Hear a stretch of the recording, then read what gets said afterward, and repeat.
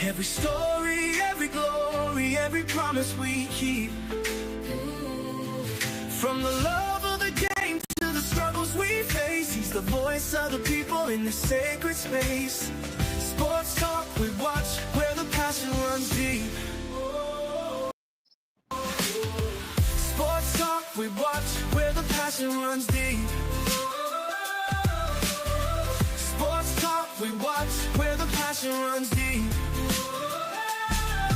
There's a love in the air for the game and the grind, for the players who hustle, leaving it all behind. Through the sweat and the tears, the blood and the fight, BWatts tells the stories under the bright lights. In the silence of the night, when the crowd fades away.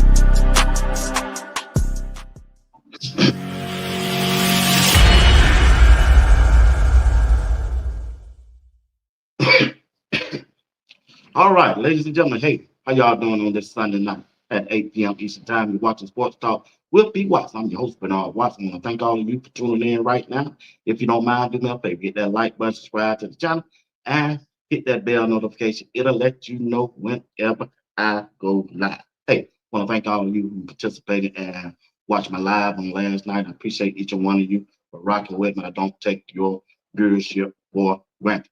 Thanks for the comments. Thanks for the emails. And thanks for everything that you do for Sports Talk with BWatts. It's an honor, it's a pleasure to be able to talk to you. Each time I come on talking about Coach Prime and the Colorado football team, I'm thinking they're going to have one of their best years this year.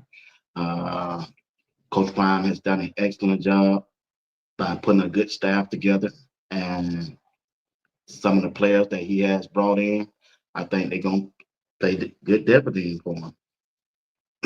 This team got a chance to be better, have a better record than they did last year, if they do the things they need to do to compete at a high level.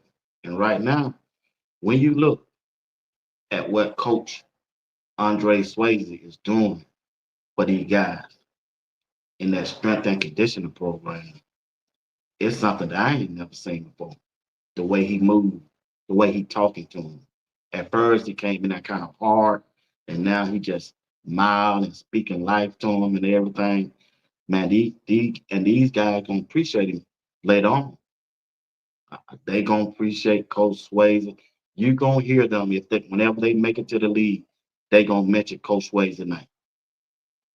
He different. He built different. He know the game, and I see why people in the state of Miami. At Miami is the alumni out there raising saying, how they let this guy get away? You know, he's a game changer. Watch and see. He preparing them for the fourth quarter. I watched the video. I'm gonna break come straight up in a few minutes. I watched the video. He said, and well off, I know you can perform well starting off, but I want you to perform well when you're tired in the fourth quarter. I said, wow, it's a simple thing, but it do make sense. He said, when have you know anybody in a football game win when they fresh? Hey, Coach Swayze talking that knowledge to them boys, man, you know, and they hitting home.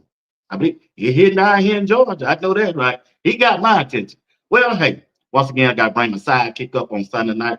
Y'all know who he is. That's Coach Drake. Tonight, we're going to talk about Coach Prime and the Colorado football team. And once again, I'm gonna let Coach Drake talk about those East Side Boys High School down there in Florida. All over there on Twitter, boy. They it's a coach by the name of Coach. I don't got a last name, boy. He turning up over there about them East Side Boys. So I'm gonna let Coach Drake, just enlighten us and get them high school guys some shine tonight. Y'all hang in here with me. I ain't gonna hold y'all but out because I got some things to do. All right. Remember, bring my dog up. Coach Trey, what's up? What's going on, BWatts? How you feeling, brother? How you feel, man? Oh man, blessed and highly favored. Can't complain. Can't complain. That's good, my brother. That's good. That's good, man. Want to say hello to everybody in the chat. Appreciate y'all for rocking with me. My dog, Miss Phyllis Smith. Appreciate you. Son of Yahweh. Tim, 5,000 watt. What's good? What's up, bro? How you doing? There she is, the lady with the beautiful hair. How you doing, Miss Williams? JJ, what's up? I don't know where little Buck at. Waiting on him. It's Sam Johnson. What's up? My newfound friend is Ewa. How you doing? Look at him, will you? What's up, JR? Tim, what's up? Who did Watch Lock? Oh, okay. Long your last name White. That's all that matters to me. All right, Coach Ray. Let's get this thing started, my brother. I ain't gonna hold you long. Check this out. When you look at Coach Prime and the Colorado football team, and late last night, I was doing a little research. Bro, do you know how blessed these young guys is to have an offensive coordinator like Pat Sherman coming back for his second year? That's going to be a blessing for the quarterback room, the offense, Coach Prime. A lot of people don't believe in him, but I believe in it. Dude got the background of a head coach, a offensive coordinator, and most people don't know he started out as an offensive line coach. When you look at Pat Sherman as offensive coordinator and coming into his second year, tell us what do you think of him as a offensive coordinator and what's your expectation for his second year as the offensive coordinator? Talk to us. Well, this the first thing people got to understand is I think this is the first year that Deion Sanders is going into his another year with the same offensive coordinator, and so that's the first thing that uh, everybody on that offensive line or everybody in that offensive room is going to be under the same terminology. They're not getting a new playbook. It's the same playbook that they had. The only people that have to learn it is the guys that just got there. Pat Shermer has a track record. You don't get to be an NFL head coach by just by luck. He's coached some great offenses. If you go look at the greatest air on the greatest show on turf, he was there with Sam Bradford when Sam Bradford had one of his best years. He was the offensive coordinator. He's done great work. And the thing is, Deion Sanders believes in him, and that's enough for me. Um, I don't know he what's going on my internet. oh uh coach he whatever Prime believes in, I have to believe in him. He's never steered wrong in anything he's ever done when it comes to coaching. Is he perfect? No. So Coach Dre is not saying that. But the guy is led by more than just himself. And he sits down and he constantly thinks, but this is great for these quarterbacks.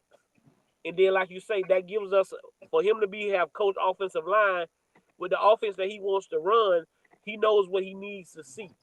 So that's a leg up. So with us already having three great offensive line coaches, with your offensive coordinator knowing what he can do, know what he's looking for in your offensive line, that's a leg up. But Pat Sherman is the guy. I believe in him. I think he'll be the offensive coordinator as long as Deion Sanders is the head coach at the University of Colorado. Yeah, I agree with you, man. Like I said, I like the guy.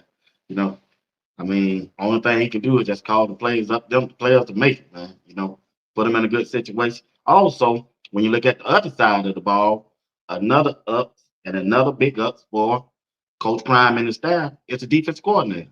It's going to be his second year. I expect him to do better than he did last year. You got to look at his track record also. Who he's been up under. He's been up under a lot of NFL guys up under that defense side. People like Marvin Lewis, Coach Zimmer, and the Cincinnati Bengals organization. And he bringing everything that he knows and don't like from the NFL to Colorado. So, what's your expectation for the defensive coordinator Livingston going into his second year? I mean, there's not a lot of turnover on that side of the ball, except for the defensive line where you got Coach Pico coming in, and then Coach Helu just going up to Coach Dancy's spot. So the camaraderie in that room was already great. So now you bring in Pico to go with who already knows Coach Livingston, who already has an understanding, probably a feel of what he likes to do defensively because he played under in that system that Coach Livingston is doing. I thought he was the best assistant coach last year. So I Mhm. expect him to be the best assistant coach in college football. The way this kid the way this young football coach made adjustments, got these kids to rally around him. The biggest thing is the guy didn't come in with a made up mind. He came in, saw what was best for his team to run. He didn't listen to what people was. He probably took some of what everybody was saying, but he did it his way. I like the way that he came in and he acclimated himself to these young boys. Got these guys, and these guys still talk about him to this day. If you hear Silman Craig, you hear Shiloh. Shiloh came back to work with Coach Livingston. You got Coach Sway out there helping him with his speed and all of that, but his agility drills with the DBs, Coach Livingston is running that for Shiloh because he knows that Coach Livingston knows what to be looking for in a great safety. So I just think that guy is head above the rest. And I remember when he got hired, people thought this was the worst hire. I think this is the best hire Deion Sanders has had as a football coach, even going back to his Jackson State days. All right. Also, let me pause for a few minutes. Let me hear your take on this. Let me get your take on this, Coach Ray. What's going on, Adam? Check this out. Got a lot of teams out there saying they not gonna have spring practice this year. What's behind it?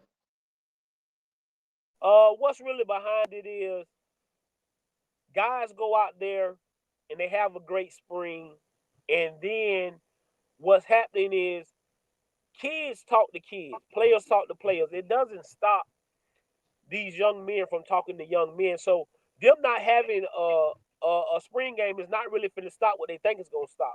But they saying it's going to stop you from poaching players.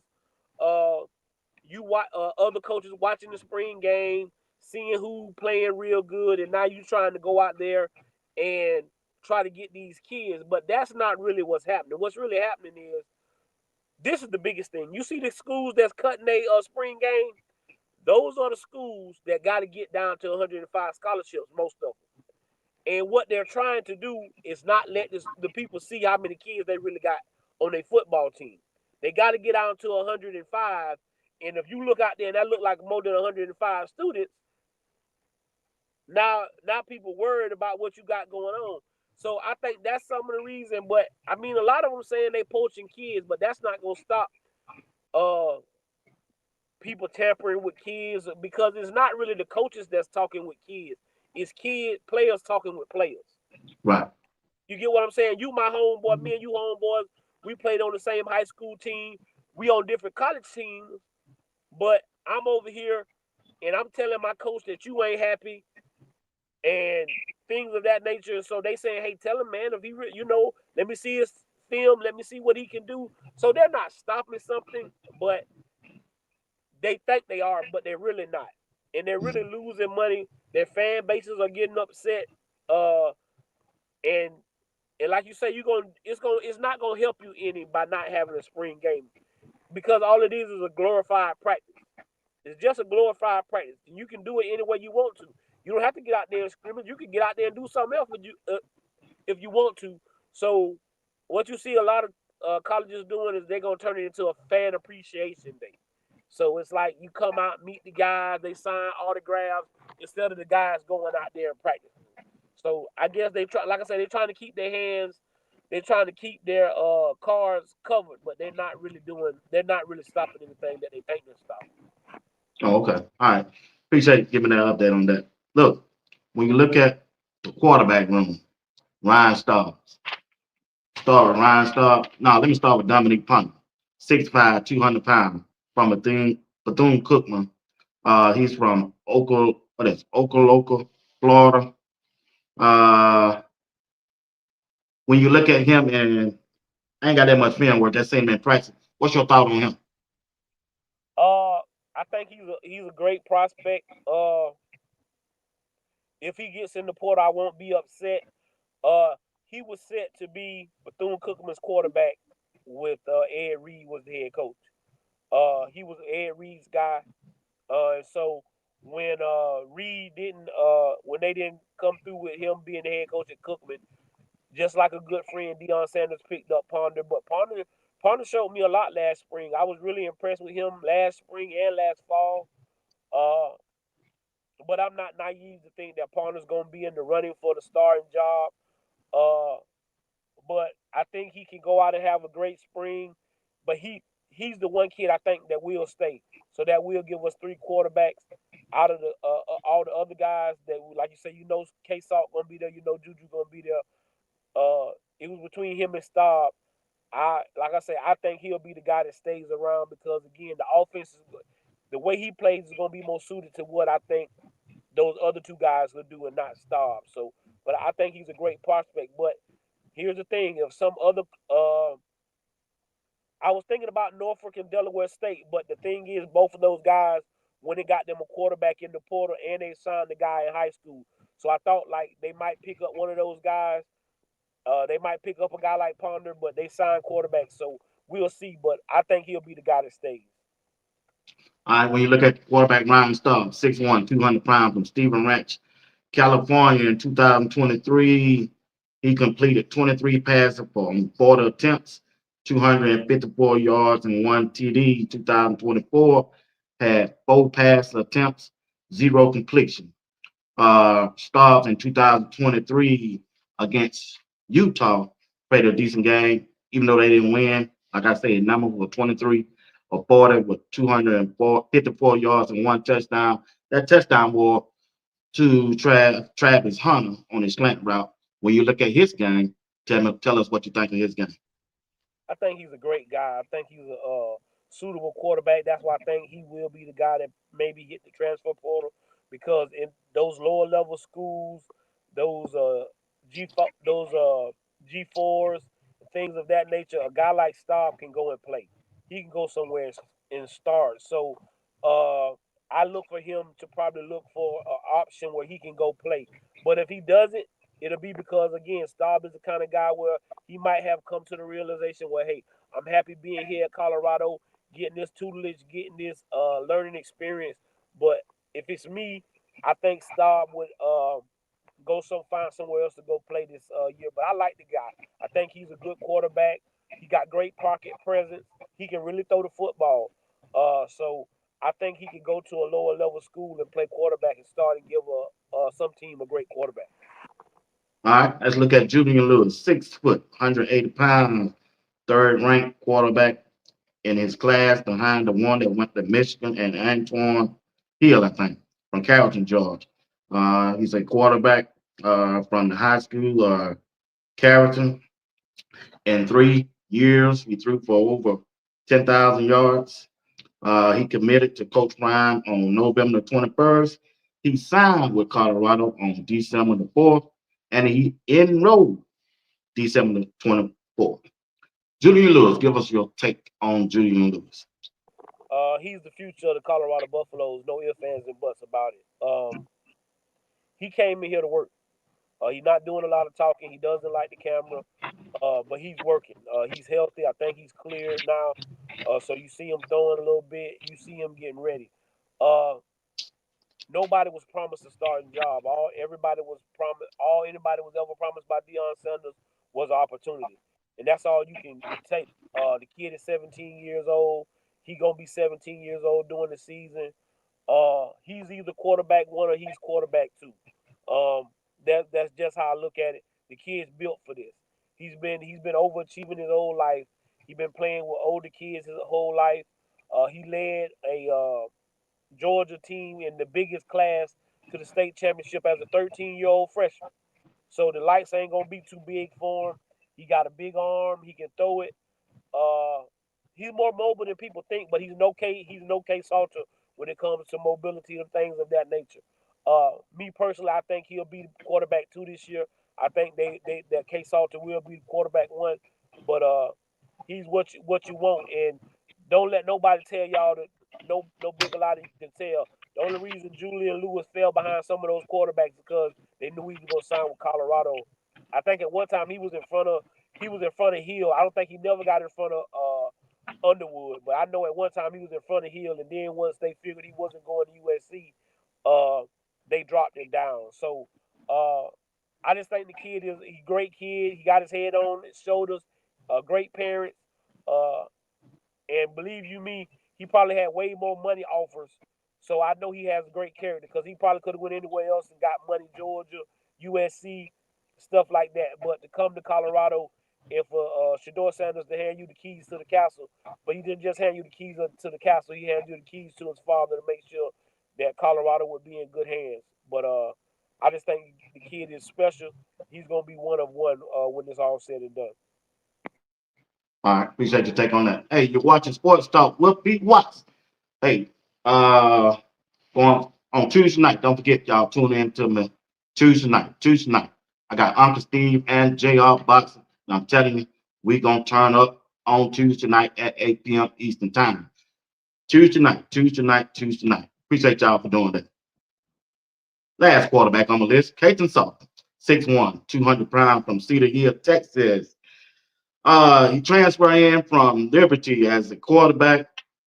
2022, he had 149 pass attempts. He completed 87 for 1,086 yards, 8 TDs, and only 5 interceptions. 2023, threw the ball 290 times, 177 completion, almost 3,000 yards in passing, 32 touchdowns, only 6 interceptions, and he had over 1,000 yard rushing, exactly 1,086 yards and rushing.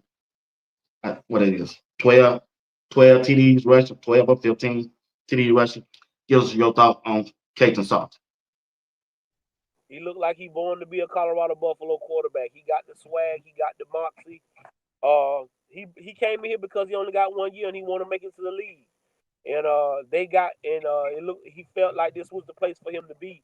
Kalen Salter told y'all that Prime didn't promise him anything. He told him he had opportunity to come in here and start, and that's what I think he's gonna do. I think he's gonna go out there and earn it. Everything that I've seen from that guy is that he's a leader. When they did the Marine exercises, he didn't go with the skill guys. He went with the offensive linemen. Uh, what he has in his toolbox, you can't teach. What he has in his toolbox, you can't teach. And so he's gonna come out here and I guarantee you gonna hear his voice be the loudest in the room when he gets out there on that football field, because he believes in himself. He believes in his talent. He has faith in that. His mom told y'all, if y'all listen to the interview, he cocky. He built to come to a place like Colorado because that fits his attitude and the way he carries himself. So the kid put up great numbers at Liberty. You can't deny his talent. I don't want to hear about the lower level or none of that. Y'all can miss me with that. Football is football anywhere. When you put your shoes on and you put your shoulder pads and helmets on, it's still football. And you still got to go up there and do your thing. And Kalen Salter has done that. Again, I believe he will be quarterback 1. I just don't think it's going to be handed to him. I do not believe it's going to be handed to him, but I do believe he's going to end up being quarterback 1.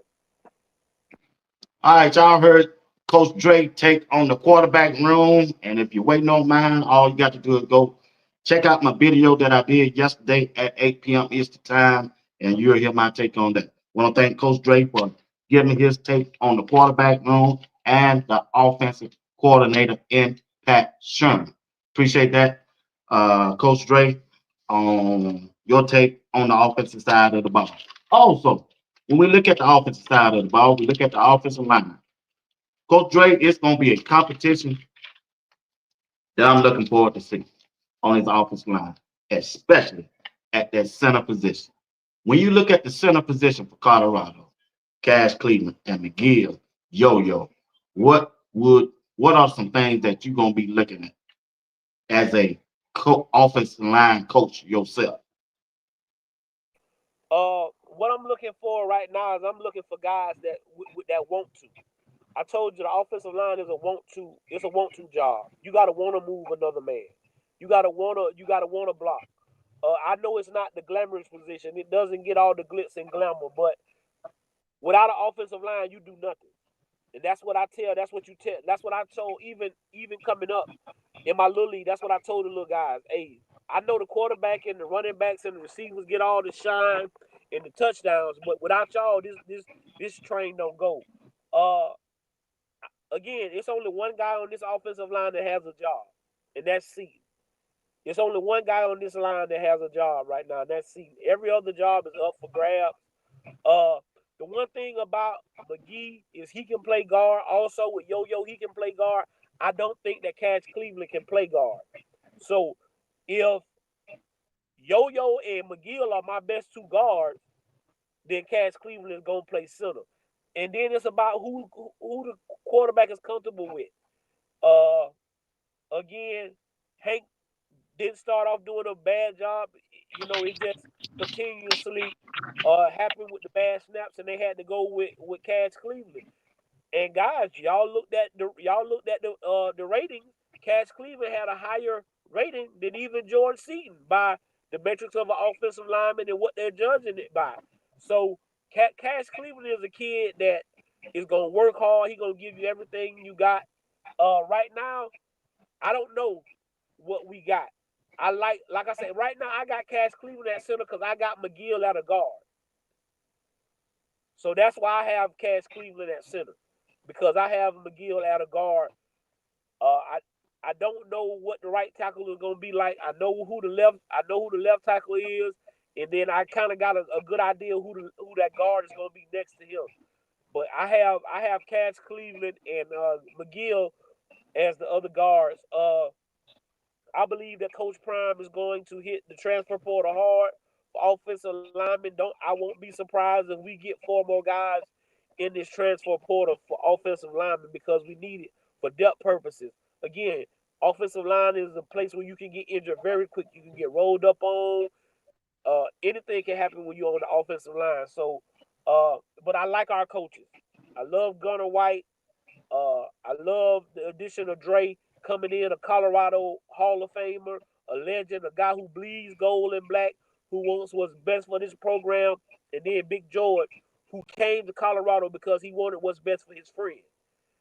Y'all understand that Big George left IMG in the middle of the season to come up to Colorado with no job security the first year. He was not on staff. He was just there helping his friend because he wanted what was best for Deion Sanders. And that's what kind of loyalty and friendship, that's what real friendship looks like, what he did. So I just believe they're going to get these guys together. He's coached most of these guys on this offensive line. You see him in the weight room.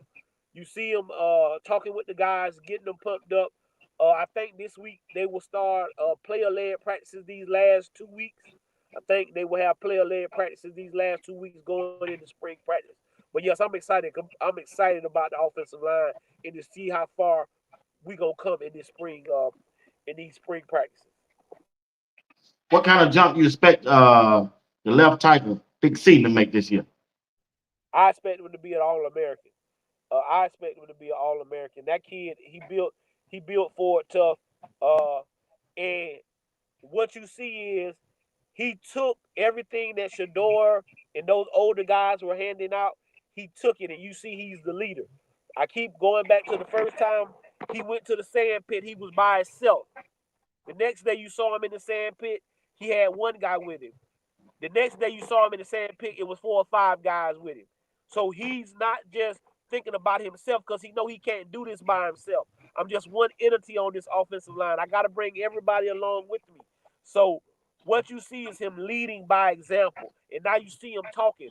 Again, Coach Sway, no disrespect to nobody with that music, but not having that music in that weight room is paying big dividends because these young men are talking to each other.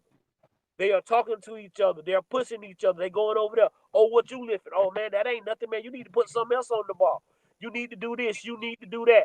So it's a lot of that going on now that you didn't see going on last year. And now because you need these guys to get it together.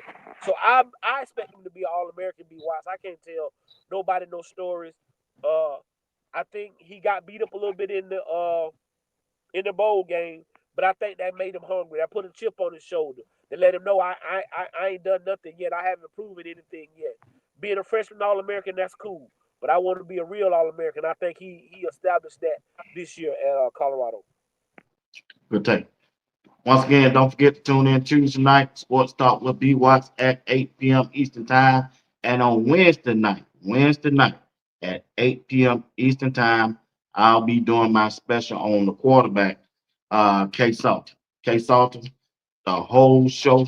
I'm going to be talking about him. I got a couple things I got to finish doing the touch up. Y'all don't mind, stop on over at 8 o'clock. I'm gonna try to get him to come on and be a guest. Uh, talk with Coach Hart. We're gonna see.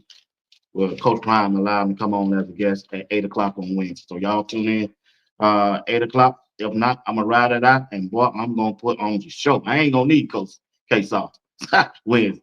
I'm gonna do it for him. But when we look at the special team, the kicking game, when you look at the kicking game, model, a lot of people think Mata ain't gonna be playing because we got a new kicker. But I'm here to tell y'all, they just don't know the relationship they got with Coach. He got with Coach Prime. I'll tell you that Coach Prime is not finna turn his back on Mata between that from that 40-yard line going back down. He gonna be that field goal kicker. I don't care if he missed the first two. He going back out there.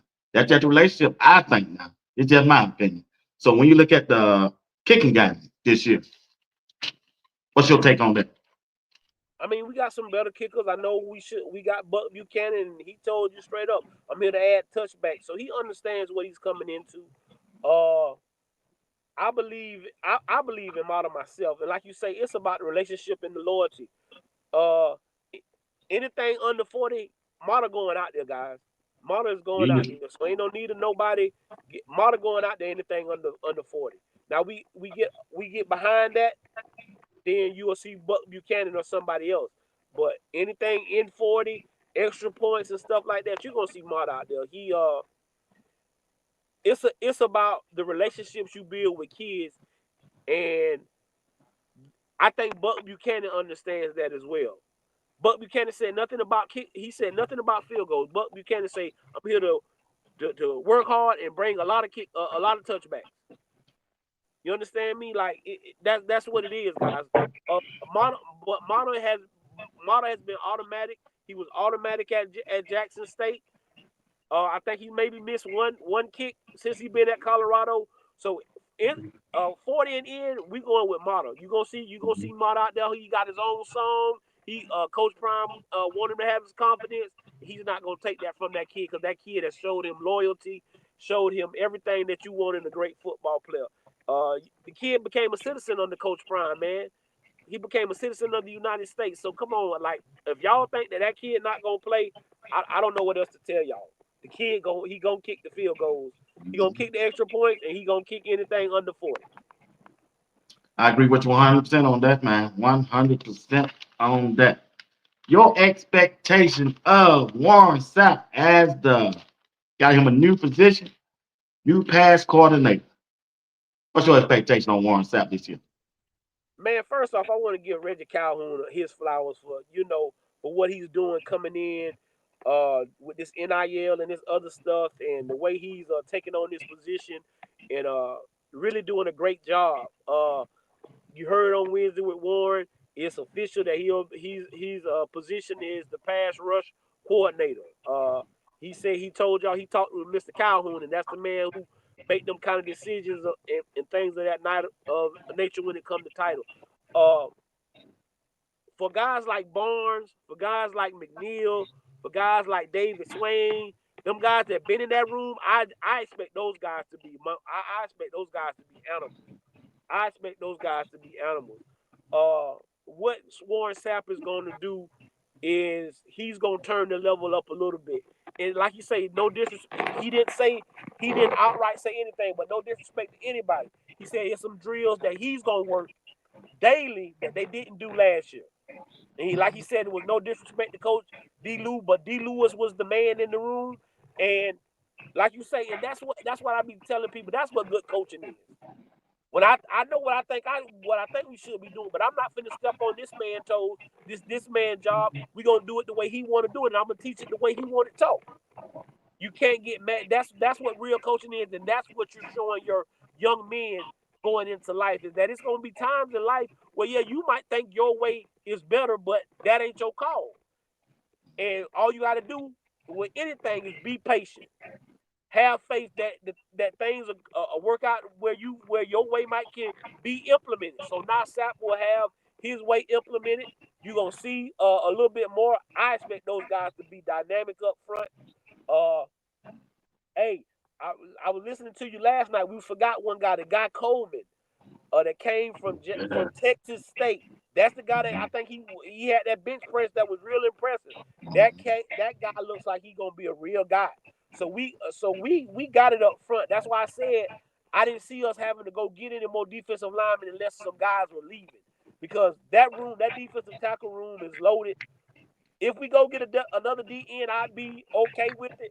But that defensive line room is loaded, and when you got a guy like Sapp, when you bring in a guy with experience like Pico, and then you got Hilo down there, and like you say, no egos, guys that's gonna put their egos aside and make sure it's about these kids and what's best for Colorado football. You can't ask for nothing better. But I'm so proud for Sapp to get this position, to be able to show these young men what it takes. When you talk about the guy who's been the greatest defensive lineman I've ever seen play, I didn't get to see Deacon Jones and all those guys play.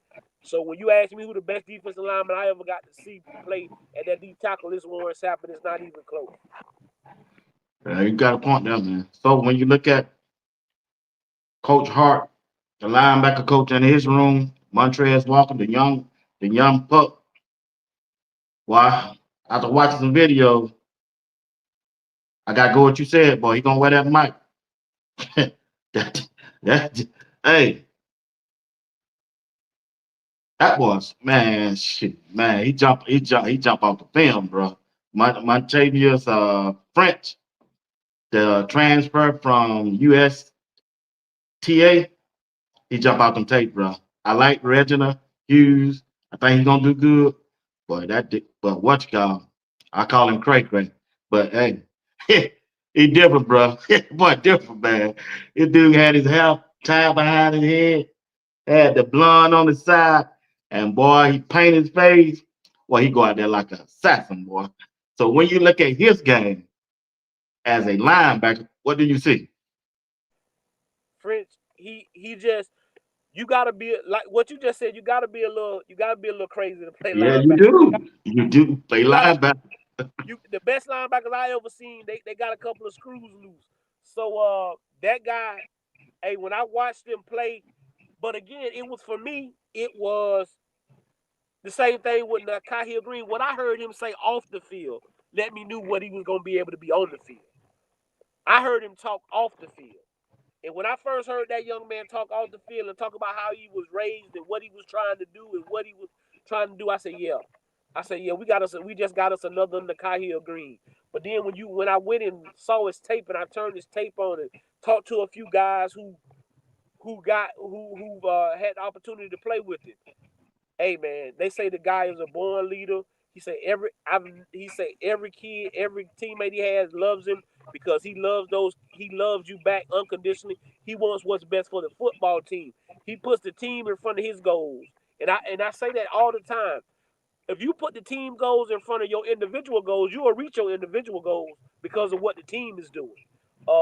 Like I say, I just think he's gonna be that guy. I like Hughes. I think Hughes gonna be there with him.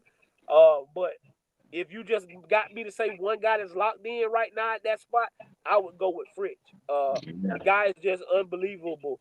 And what he's doing and what he's been able to do accomplish. Hey guys, don't let that UTSA fool you. He was recruited by every major school in America, and he went to Tennessee. He left Tennessee and went to the other school. So he wasn't. Don't let that say he was a lower tier guy, because he wasn't. He was a guy that the big time SEC schools wanted. He went to Tennessee. He didn't like the fit. He didn't like what was going on. He went to USTA, went out there and balled out, and now he has the opportunity to come back up to the big leagues and show what he can do with a great coach and Coach Hart. And again, guys got to get. I've been saying this for 2 years, and so I'm not gonna never back off that. I think this guy is a hell of a football coach. I think he's a hell of a man, and what he's teaching these young men, and he's loyal to the fact, and he's in Coach Prime inner circle. As long as Coach Prime got a job, you can believe that Andre Hart gonna have a job. You can believe Andre Hart gonna have a job, but not just because of he's his friend, but because he knows his stuff. And if you look at it, his position always ends up having the best guy. When he was at Jackson, the linebacker room was the best room. Okay. Last year, Nakai Hill Green and what he did with Bentley, besides the great Travis Hunter, they were probably the best room, and I think he's gonna do it again. So what Coach Hart is doing with these linebackers, but the biggest thing y'all gonna see is the development of Gage Goldberg, of Garcia, Webster, and then what we're gonna see from the young guy, Walker. And that kid is ready to play football. That's why he came early. He wants to compete, and he gonna compete. He's not gonna just come in here and lay down. But he got two great guys in front of him to lead him and make sure he's doing the right thing, and that's what you see. He looked like he done got a little bigger since he's been there. So like I say, it's when I look in that weight room, when I look at them pictures and you see them videos, all those guys look like they've been putting in the work, like they bought into whatever Coach Swayze was saying that first meeting. It looked like all those guys have bought in because we look a lot bigger than we looked last year. Hey, I agree with you with that, bro. I agree with you that. Now, there's another coach don't get hardly no credit, Coach Ray. That's Coach Mathis on the back end of Colorado defense. When you look at the job that Coach Mathis has done since he's been with Coach Prime, and especially Colorado, he done coached up a Heisman Trophy winner. He got that on his resume, dog. He coached up a Heisman Trophy winner. When he was at Jackson, he was the kid Bolden. That was his kid. He was in his room. Mathis, what I like about Mathis, he no nonsense. He a guy like me. He move in silence. He ain't trying to do all of that. Everybody knows what he can do, and he proves it every time. And when you listen to Travis Hunter talk about Coach Mathis is one of the main reasons why I am why I am today. He's played 10 years in the NFL. He didn't play 10. You don't play 10 years in the NFL just because you just there. Okay? Right. So if y'all, and then again, he's another guy, as long as Deion Sanders got a job, Mathis gonna have a job. But it ain't gonna be because he can't coach. It's gonna be because when we was doing this for nothing, see, everybody getting something out of this right now, right? But I'm talking about when we was doing this for nothing. When we was putting our own money from our own jobs into this. When we was doing this for nothing, like if you listen to Coach Prime say this morning in his message when he was walking, when you look behind me and a lot of y'all wasn't there, he knew them guys was there. Them guys was there beside him, making sure he was all right. And so when you know that kind of stuff, that's what takes you a long way in coaching. Is you got to surround yourself with the right people. And if you don't, that's why you sometimes you bring yourself down because the other people don't really want what's best for you. See, when you an assistant coach, you got to want what's best for the head coach, not what's best for you. Right. Because if you want what's best for him, you'll reap the rewards. You get what I'm saying? I told you everybody want to be a chief, but nobody wants to be an Indian. But to be a good chief, you had to be a great Indian. I'll say that again for y'all in the back. To be a good chief, you had to be a great Indian. And everybody just want to be half-hearted Indians, but think they can be a great chief. Everybody not meant to sit in that chief chair. And you got to be okay with that. You got to be okay with that. And Coach Mathis is just coaching his behind off. You see what he's done with DJ McKinney. You see what he's done with Hood. If you go back to them first videos, Hood was the guy that they was always talking to about his footwork, about little things. Not nothing major because he had that down. But the little stuff that was going to make him better. And he took all that in, and that's why you see what you saw turn out, because that's what you got to do. And of a lot of us in life, if y'all just sit back and stop talking and just listen and not try to overtalk somebody or think you know something, because like I said, I don't know everything. I just tell you what I think, not what I know. I'm just telling you what I think. Now, if I know something, I'll tell you that. But it's just the point that guy has shown loyalty.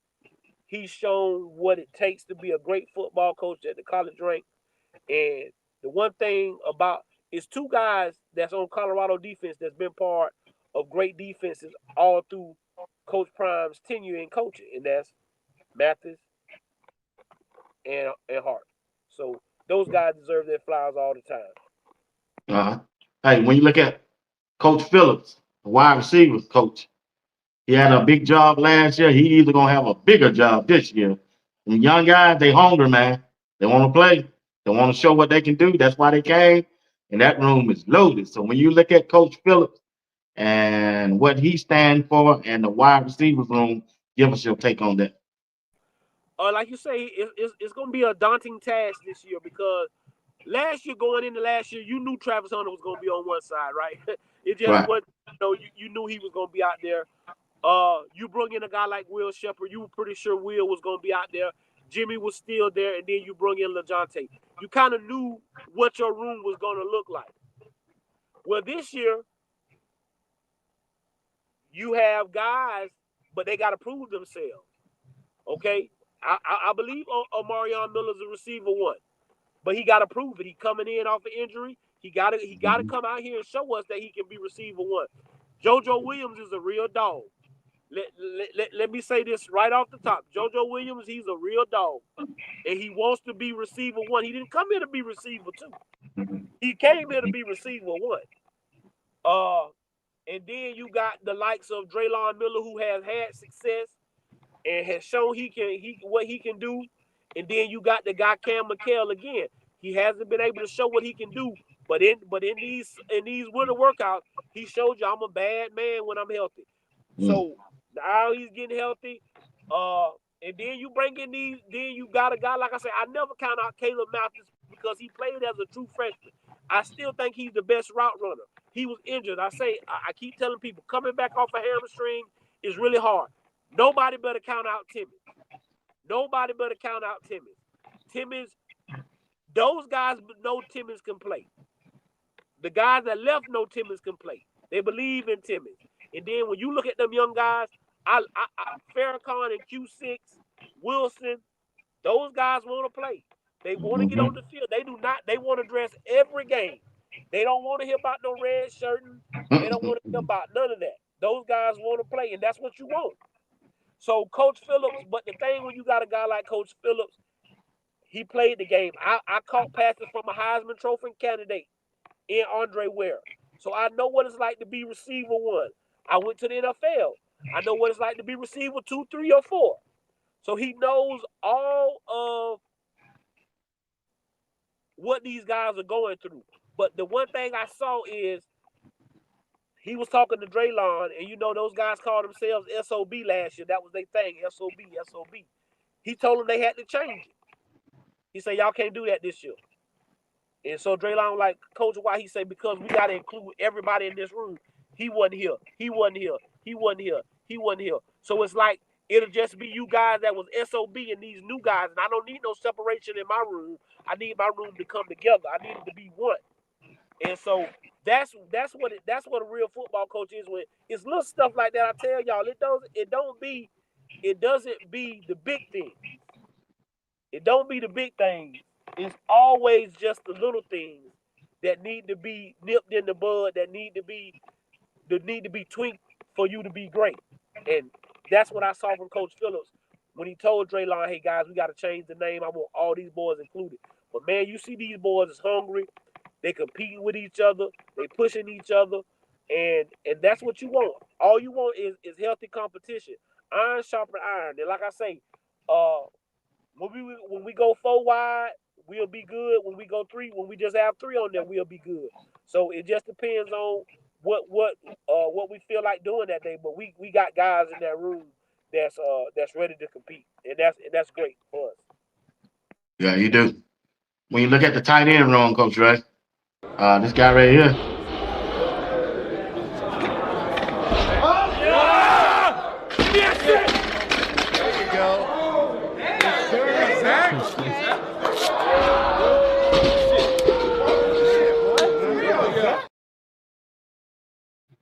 Zach a big old dude, Coach Ray, in that tight end position. Strong. What you think about tight end position? I like it. We got the 2 freshmen that ain't there yet to go with him, and then the guy Hart that we got in last year. I like what we had in that room. Atkins is strong. He's proven. I think he'll be able to block. And that's the biggest thing when you got a guy that can block and can help you on your offensive line. That is always a plus, guys. That is always a plus that we can get him in there. He can chip before he get out of his pass routes. Or when we running the ball, we know a guy with that kind of strength. We know he can come off the ball. He can get his hands on somebody. He can move somebody out the way. And again, when you playing tight end and you got the block, and you in the want to business. You in the want to business. And Zach Atkins look like he want to push some people around. He looks excited to be there every time I see him on the camera. He's elated. He got a smile on his face. It looks like they're doing great work. So that tight end room, I'm very pleased with what I'm seeing. Like I say, the freshmen going to have to catch up. And Hart is coming off of ACL. So right now it'll probably be Atkins and Smalls. And like I say, I wasn't upset with Smalls because Smalls was coming from another position. I saw what he did in high school, and so I know Smalls can do it, but I knew he couldn't do it at the type of level that I think people wanted it to be done at. But he did. He was very suitable for us last year. But this guy Atkins, you look at his tape and go look at what he did at his former college, you'll be very impressed. And like you say, you see what he's doing in the weight room. We only got 2 weeks till we put them helmets on, and we're going to find out what we really can do. All right. Hey, you watching Sports Talk with BWatts. I got Coach Dre on the mic tonight. Got Coach Dre on the mic tonight. Coach Dre, I ran across this video. Deion is he's an elevator. Mm-hmm. You know, most people he's an elevator. He's going to elevate you as a person, and he's going to force you to elevate your life. Mm-hmm. And that's what he does. He lifts people up. A lot of the times the light may look like it's shining on him, but really he's shining a light on somebody. Mm-hmm. Pay attention to what he does. We're good friends, and whatever I can do to help him out, I'm gonna do. Look, I love the celebrities he's bringing in, even Warren Sapp, all these guys. It's just incredible to sort of see. Understand why he's bringing them there. It's not for just their celebrity. It's so these kids can understand you got to bring people around greatness and have them see it, touch it, taste it, for them to believe that they can become it. The impact that Marshall Faulk as a running back coach gonna have on the running back room. What's your thought on that? Everywhere I see and everywhere I turn, everybody says one thing, and that's that Marshall Faulk is one of the smartest guys that they've ever talked to about the game of football. So his knowledge and and that he's going to be able to bestow upon these young men is going to be great. But you just heard what the man said, what Deion does, and like Deion said, I didn't hire Marshall Faulk. We got in a partnership together. He's my friend. I want what's best for him. He wants what's best for me, and we're going to do this thing together. And that's what you want because, again, I will tell you, Marshall Faulk wants to be a head coach. He was on the verge of being a head coach when Deion took over at Jackson State. Southern trustees just didn't pull the trigger. And so now I'm in the door. I can make it where my guy can get in here, show his expertise, make my running back room better, and make my offense better because I believe he'll have a little bit more input in the offensive game plan because, again, I'm not sure if he was with the Rams when Coach Sherman was there. I didn't look at the years. I don't know if they crossed paths or not, but maybe they did. But again, all these guys in this room, they know each other. I think they got great respect for each other. And that's the biggest thing, is the selflessness that you have to show as a coach. That rubs off on your young men. And then you don't see the animosity, you don't see the anger, you don't see the hate. But like he told you, Coach Prime elevates everybody he touches. Everybody's life he touches, he elevates them. And he wants you to do better because he's doing better. So Marshall Faulk is going to be great in that room. I think that's the reason why none of these guys hit the transfer portal. I think everybody wants this fresh start to be able to get this knowledge and to see where they stand with a great Hall of Famer like Marshall Faulk. So to get him in the building, to get him in that room, to lead those running backs is going to be immensely positive for our young men. Got Shaduer Sanders. The talk is on the town. I'm sure you don't saw the report out there on, about his combine.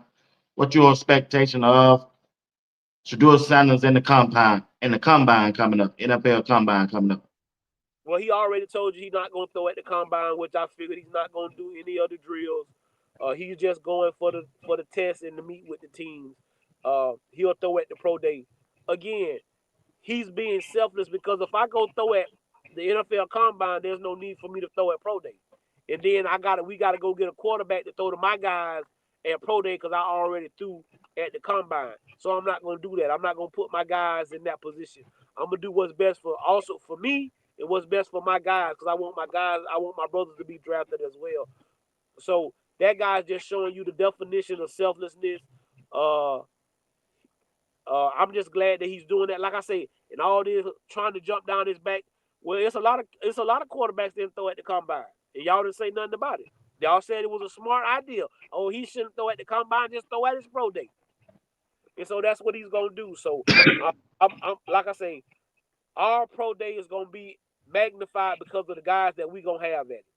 Our pro day is gonna be magnified because of the guys that we gonna have at it. So every team, somebody from every team in the NFL will have somebody at their pro day, and probably some of the head coaches will be at their pro day, who have those top picks for Travis and Shaduer. And then you can look at these other guys that haven't been able to get the looks that they should have been getting. They'll be able to get that look. So I'm just happy for our guys, and happy for Shaduer standing up for them guys like that. Think Travis be the number one pick? I don't know, man, because like I said, I don't think the Titans gonna keep the pick. I think they're gonna trade the pick away. The Titans need a lot, and so when you have that number one pick, you need a lot going on, you can trade that pick away and still get some stuff that you need. So I think that they're gonna trade that pick. I think the Raiders will have the number one pick. I think they're gonna try their hardest to get up there. Them or the Giants will have the number one pick in the draft. I don't believe the Titans. If it's the Titans, yes, I believe Travis is the number one pick. But if it's not the Titans, and I don't believe it will be, I believe it'll be Shaduer Sanders. All right, that's interesting. That's very interesting. When you look, last topic on this, when you look at the when you look at Colorado overall, everything that Coach Prime has done, can Coach Prime continue to be a winner at Colorado? He's gonna continue to be a winner because he's blessed by the best. And he ain't worried about no mess. Yeah, he's gonna continue to be a winner because he's recruiting kids that have great character. He recruiting kids that want what's best for the man next to him as much as they want what's best for them. Because he's not letting kids make decisions off of money to come play for the University of Colorado. No ifs, ands, or buts about it, that money is involved. And I don't never sit here and act like money is not involved. But when you're letting that dictate to you what you're doing, you realize last time I check, every time I turn on the TV, it's the people with all the money with all the problems. That's just the last time I checked. But he's gonna continue to win because he's continued to be led by his faith, and he got the right people around him. And he's not afraid to say, "Hey, this didn't work. Let's change it."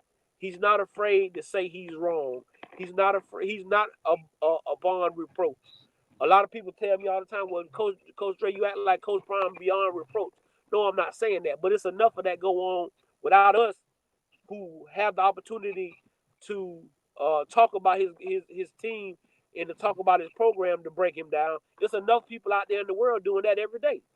So what I'm gonna get on here and talk about him and bring him down for when I know where he come from, when I know what he been through.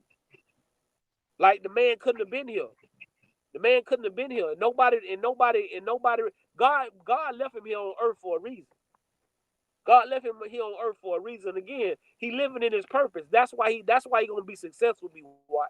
That's the biggest reason. The biggest reason is because he's gonna live in his purpose. His purpose is to help young men and to build their character. And football is just a tool. And because it's the tool, he's gonna succeed at it. I tell people all the time, I win football games because of what I'm doing for young men, not because of all that other stuff. All that other stuff is great. But work outweighs talent because talent sometimes don't want to work. I say that again. Work outweighs talent because sometimes talent don't even want to work. And that ain't what Prime gonna go with. He wants guys that want to work and be about business. And these young men that he bringing in here, they're about that, and you see it. And that's the biggest thing is we get the opportunity to see the growth of these young men and what he. So yeah, he gonna be successful in BWatts. This year's gonna be just as good because again, he gets to be just a coach and not a dad and not have that dad emotion that's wrapped up in it. He can just be a coach, can just focus on what he's got going on with his guys. And you see he's trusting his guys. You see he put out a tweet today thanking everybody for all the hard work and all of the sacrifices that these people are making to make this university better. And even the university, like I say, putting a guy like Reggie Calhoun in the position that he put in at the University of Colorado. Come on, y'all be for real. That probably don't happen if Deion Sanders not there. That probably doesn't happen if Deion Sanders is not there. And that's why we got to support one another. We're so busy trying to pull each other down to push ourselves up. Deion Sanders has never done that. All he's ever done is go up and bring other people with him. So you see the likes of Deshaun Jackson, and you see the likes of Michael Vick. You see the likes of Terrell Buckley down there at Valley. You see Willie Simmons at FIU. So yeah, he gonna be successful. BWatts because he blessed by the best, and he don't, and like he say, faith and worry don't go together. And he ain't worried. He believe in his faith, and so yeah, he gonna be successful. No ifs, ands, and buts about it. All right, you watching Sports Talk with BWatts. Hey, along with Coach Dre. Coach Dre a month ago had a chance to have you up here talk about why you got into coaching and why you do the things that you do on People Podcasts. And man, just talk to us about the team that you coach down there on the East Side. They call them the East Side. What is the East Side boy football team that you? Eastside High School, Eastside Rams. Like I say, I'm an alumni. I graduated from there. It's my calling. No ifs, ands, and buts about what it is. It's my calling. I love what I do with these young men in the East Side. They the kids from the inner city. They're kids that some people done gave up on and told these kids they can't do nothing. They can't make it. You heard BWatts say we are all over the internet right now. That's strictly because we went down to the Under Armour camp this weekend. That was Saturday. My son included, and these guys went down there and dominated. We got one of our kids. He got invited back to go today, and that kid who got invited back to go today, he got invited to the Under Armour Army Combine, and that's the game. That's the Army All-Star game that they look for kids for the Army All-Star game. So we just doing what we doing. We produce the likes of Anthony Richardson again. My head coach, Gator Harold Hoskins. You can go look him up. He played at the University of Marshall. He's third in touchdowns. He behind Randy Moss and some other guy. And so when you third in touchdowns at the University of Marshall, that's a big thing. But it's about the kids for me. It's about changing lives and being better. We not giving anything. These kids, if you see my tweets, I tell them we on the. That's our thing this year. The mob, we on a mission. And people say, "Well, Coach Dre, why y'all call yourself the mob?" MOB. MOB stands for my other brother. It was just that simple. That's why I started MOB. My other brother, and that's what we teach these guys to be brothers. A brotherhood. No man left behind. Hold the rope. Things of that nature. But yeah, BWatts, it's great to be a high school football coach. And then I get the pleasure of coaching my son, who we had our banquet this last Wednesday night. And if you went to my Twitter, you saw that I post he won the Day Award, which is the best lineman, pure lineman that we have, and he won that award this year. Day is a Oh kid. yeah. Yeah, so Day Oh, is I a ain't know kid. that. I ain't see that. Hey man, come on, y'all give it up for Coach Dre. His son won the offensive lineman of the year. The Day Award. He's a young man. You can go find it on YouTube. You'll see me on it. Uh, Basically, one day we played on Friday night. That Sunday, we got a call saying they found him dead in his room. He was a senior. He had all the promise in the world. Uh, Alabama had just came to see him, Nick Saban, uh, and he died. And he was number 55, and that was my son's freshman year, and my son wore 56. And after at his funeral, my son told me, he told his mama, because we grew up with them. He played with my little league team, and he said, "Daddy, tell Miss Gabrielle don't worry about 55. Long live 55, but 56 we got next." So he accomplished the dream by winning that award as a junior. So he's just a junior, so we got the opportunity to win it again next year. But I was so proud of that kid because I know how bad he wanted that award. I know how much it meant to him to win that award. Knowing that he grew up with this kid, watched this kid, and modeled his game after the kid. Like I say, his name is David. So for most of his life, they called him Day, and they called the other kid Day. And so we stopped calling David Day. David was like, "Don't call me Day no more, Daddy, because that's just so hard for me to listen to that." And so we just happy for him. He coming up to be a senior. We got a few minor offers right now, but we just, like I said, we just working. But for me, coaching is what I'm supposed to do. It's my calling. It's my passion. Like I say, it's what I'm called to do. So y'all can go on Twitter. Y'all to see my guys. We got a kid just got offered from UNLV. Kid, he just got offered from San Diego State. He's one of the top linebackers in the state of Florida. He'll probably have 20 to 30 offers for this summer's over with. And so, that's what we're doing down here in Gainesville. But people counted us out. People said we couldn't do it, and said we couldn't amount to anything. And so that's what pushes us to be what we do right now. And that's why I say I'm just a nobody, because I'm just a nobody trying to bless somebody. And every day that's what we trying to do. We trying to bless these kids, get these kids out of here, get them to a better place. And like I say, you can go to Twitter, you'll see my son, his pictures up with him holding the award, and some other stuff that we posted. Also, if you guys want to see the documentary of our first year, you can look up "Slept on East Side." It's not gonna be on. You got to look it up under Google. It should pop up. "Slept on East Side."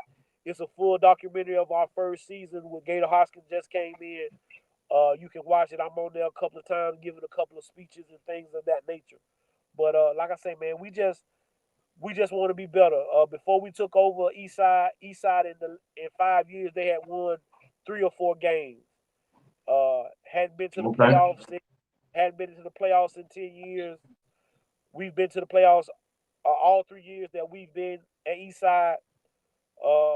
We won 2 districts. We fell a little short of the district championship this year. We should go back and win it this year. We looking at the prize, but like I say, like I tell Colorado, we take everything game by game. You can't rush anything. I think we being so big of a rush to try to hurry up to get to something. You can't do that. And like I say,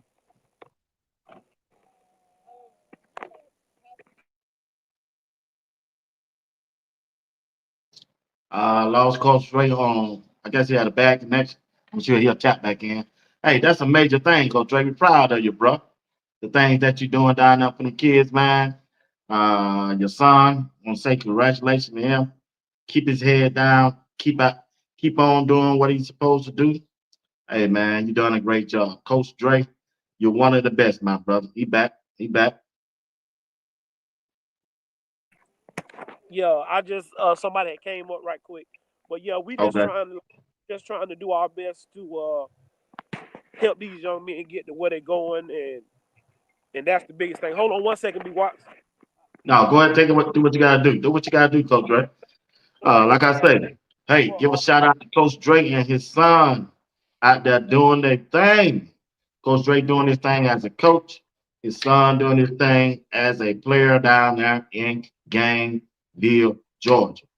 Appreciate Coach Drake for everything that he has done for Sports Talk with BWatts. He's one of the greatest. Appreciate him for being here with us. Go ahead, continue your grind, bro. Get it off. Oh yeah, so no, so we'll, like I say, we'll just keep working. For us, spring practice will start probably right after the Colorado spring game. So down here in Florida, I know in other states they don't, they might not allow them to have spring, but we get a month of spring practice, and then we play a spring game. So uh, we have that. We have the opportunity to do the same thing that colleges get to do. We get to have a spring. So we get 20 practices instead of Okay. 15. We get 20. So we'll get to work and get these guys ready to go. But it's like I say, man, it's not about me. It's all about the kids and making sure that they understand and they see their dream.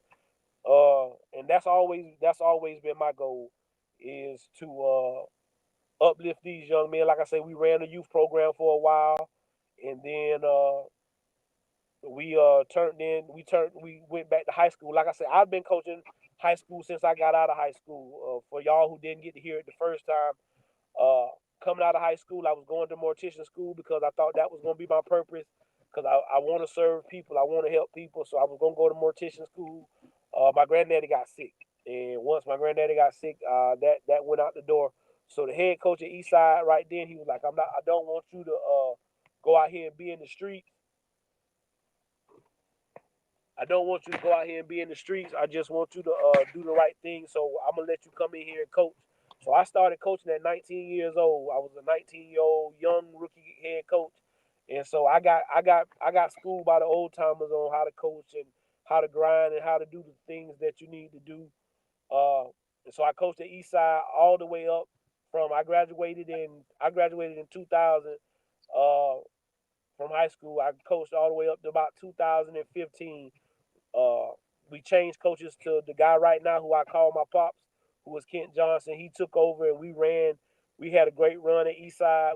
That's what I said when Harold was in school, who is our head coach now. So every coach that's on Eastside coaching staff right now, they they coach with me. I mean, I coached them in high school. So just about every coach that's on the coaching staff right now, I coached them in high school. So it'd be funny how, the guys get to tell them, hey, the stories that y'all getting from Coach Dre, we get from Coach Dre, we got from Coach Dre. So it's a great thing to be able to coach for those guys to come back and do what they did. So, but yeah, man, I appreciate everything you done for the spotlight. That you, like I say, I'm not a content creator, guys. I'm just a coach that love to talk football, and I follow Deion Sanders, and I follow him because of the things that he do, not because of his fame or what he got going on, because of what he was doing with young people, because of how he started his youth program and how he built it up, and then they went to high school, and now he had the opportunity to go to college and coach his sons, and now look at what he's doing, opening doors for other black coaches, and that's the biggest thing for me for why I support Deion Sanders and why I'm gonna always support him and what he does, because it's more than football. We just want what's best for these young men, because there's so many young men getting in trouble, and you see so many other schools. You heard the story of the kid from LSU who said the coaches didn't even talk. The kid is in a wheelchair. He said he hadn't heard from the coaches. They hadn't came and checked on him. None of that. You would never hear that story from Deion Sanders. You would never hear that story from Deion Sanders and what he has done. So that's basically it, BWatts. But I appreciate you giving my guys some shine and some light. Like I say, you can go on Twitter, Eastside High School Football. We have our own page. Eastside High School, when we playing, they always putting out the information. Also, my brother Rob the man, he always putting out information. Whatever I tweet, he pretty much tweet right behind me. So we just pushing these young men because we want what's best for them. Like I said, I appreciate what BWatts is doing. That's why I come on here and rock with him, because he's being positive. He's unbeknownst to a lot of y'all, Coach Prime wants everybody to get along. He doesn't like the division. He doesn't like the separation, because if one person, if you doing, because everybody doing the same thing, everybody eating off the same entity, which is Colorado. So why can't we get along? And so that's why you see me sometimes in other people's spot and bigging them up, because I want everybody to get the same. Like I said, I'm not here for the show, because if I turn this camera off, I'm gonna still be Coach Dre in the city of Gainesville, Florida. Like I say, Anthony Richardson is my guy. Coach Deuce, who y'all know runs Coach Prime 707. Now he's coaching at UNLV. He like my son. I coached him in high school. He played for Eastside. So if you see if you see a lot of my posts, you see Coach Dukes. He posts him right behind me because he like my kid. You know what I'm saying? I raised him. He coached. He played at Eastside, and so I have great understanding of what's going on. We got a couple of guys that's coaching in college. Big Lou, he coached right here at the University of Florida. My brother-in-law, he was the defensive line coach at LSU. He's not a defensive line coach at the Miami Dolphins. So we got a football family, So we interested in this coaching thing because that's what we love to do. Rolling with Ben, my Twitter is it's my name, Coach. It's my real name. Y'all see Coach Dre. It's my real name, Coach Andre Bradford. Is what my handle is on Twitter, Coach Andre Bradford. My real government name. I just go by Coach Dre because that's what everybody calls me. But on Twitter, my is Andre Bradford, or it's at Andre. It's at Andre Bruh Go Buffs. So that's also another way you can find me on Twitter. But most of my stuff is all under Coach Dre. Coach Andre Bradford. My real government name, Coach Andre Bradford. Go ahead, B. Hey, no, man. Hey, this your time, bro. I appreciate you, man. You through? We finna end this thing. You through? Oh, yes, sir. We good. All right. Hey, appreciate you. Miss B, come on, Miss B. Make sure there wasn't no questions down there. Make sure. And a question? I want to make sure there wasn't no.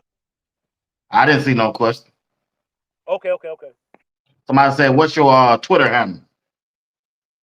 Yeah, it's my Twitter handle is Coach Andre Bradford, or it's at Andre Bruh Go Buffs on Twitter.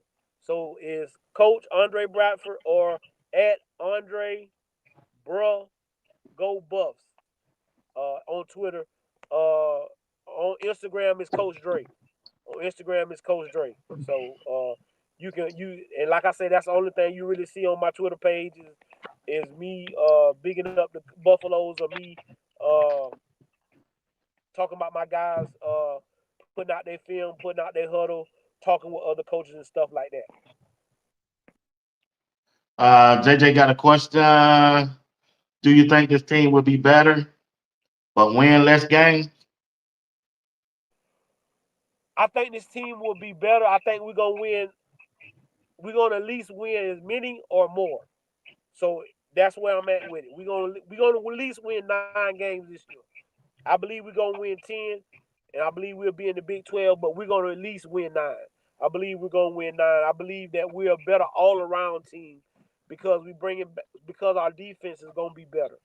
Uh, Up front, I think we're gonna dominate. I don't think it's gonna be nobody be able to stop us up front with what we got coming up front. I don't think nobody will be able to stop us up front. And then once we see what these linebackers can do, and we get to see what the secondary look like, I think we'll be strong. And so it'll give us time for our offense to catch up. But our defense is gonna be what carries us right now. Okay. All right. We want to thank everybody for tuning in tonight. We appreciate Coach Dre sharing his personal story with us so that we may get to know him much better. We appreciate you, Coach Dre, and everything that you're doing, my brother. And my prayer is that you continue to be strong, continue to do the things you do. And I'm telling you, God's going to continue to bless you like he already has. Appreciate you for being my brother, bro. Only thing I can say, man, keep God first, keep praying, share whatever you have with your brothers and your sister. I promise you, you always have more than enough to wish to share. Blessing on to you, my brother. Give us your last word and we out of here. Miss Sabrina, no, it's Coach Andre Bradford. So it's Andre Bradford, Bradford. Coach Andre Bradford. And then what the other thing is Andre Bro, Go Buffs. Go Buffs, not CU Buffs. It's Go Buffs. And that's how you can find me on Twitter. And you will see my picture, you will see this same mug. I just got a hat on. So when you see it, Rob just put it in the chat. So Rob just put it in the chat, so it should be down there. Like BWatts said, guys, always be good to one another. Again, I think so many people want to go tit for tat with people, but there's no need to do that.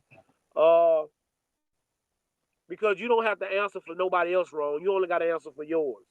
So if somebody treats you wrong, kill them with kindness. Kill them with kindness. Because you don't have to answer for that wrong. They got to answer for the wrong that they done to you. You don't have to answer for that. Forgiveness will take you a long way.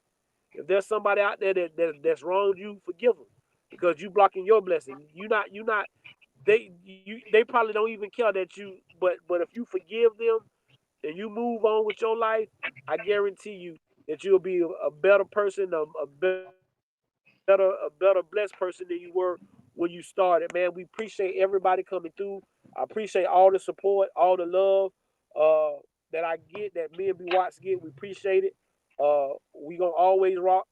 We're gonna be turning up a little bit because we got about 2 weeks left before the spring practice starts. So things will be starting to heat up in these next few weeks. So we have a little bit more to talk about. But like I always tell you, if you send those ships out, those ships will come in. And if there's no contest, nobody can win. Games can't be won if they haven't been played, and prayers can't be answered if they haven't been prayed. I am your man, Coach Drake. That is my brother BWatts. God bless you, and we'll see y'all next Sunday. All right. One thing, Coach Dre, tonight. Once again, you're watching Sports Talk with BWatts. The only thing that I ask that you do me a favor, hit that like button, subscribe to the channel. You haven't subscribed. Don't forget to tune in Tuesday night. Boy, I got my boys with me. I'm telling you, we're going to rock out. JR Boxing, Uncle Steve. And on Wednesday, I'll be doing my solo act talking about Kalen Salter, quarterback for Colorado football team. Hope you check me out. You won't be disappointed. Once again, thank y'all for tuning in to Sports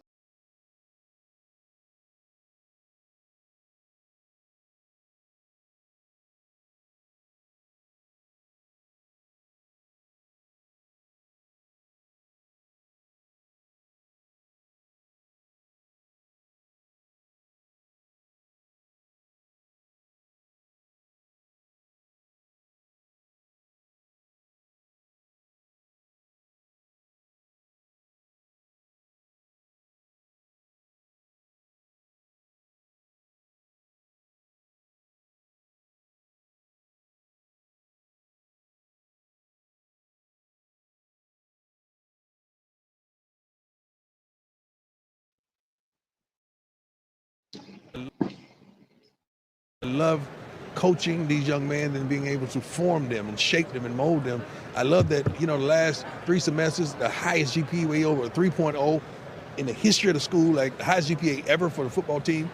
I love all of that, not just football. Some of those kids were called to me and I was called to them for their lives to help them navigate through the storms and the pain. And I'm thankful that I've been allowed to go through so much bull junk that I can speak intelligently.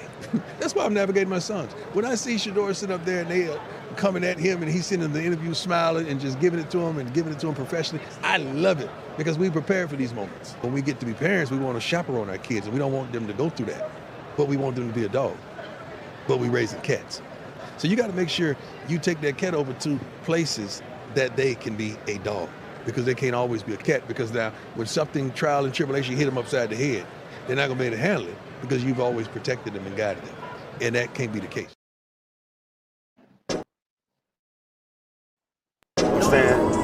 Remember, here's the biggest thing about greatness.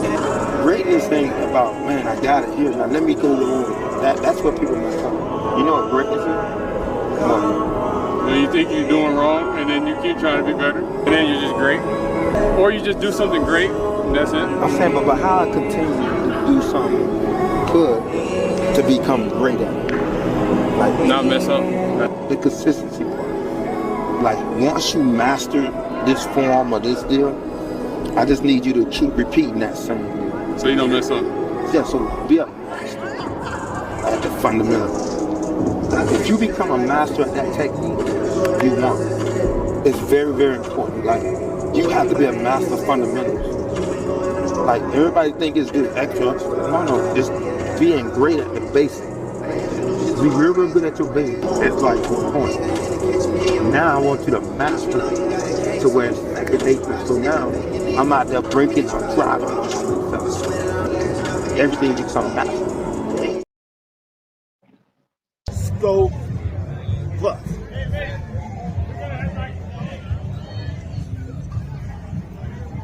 Hey, watching Sports Talk with BWatts. I'm your boy Bernard Watts, live right here in Boulder, Colorado. Getting ready to watch Coach Prime in Colorado Buffaloes. Yeah, let's go Buffs.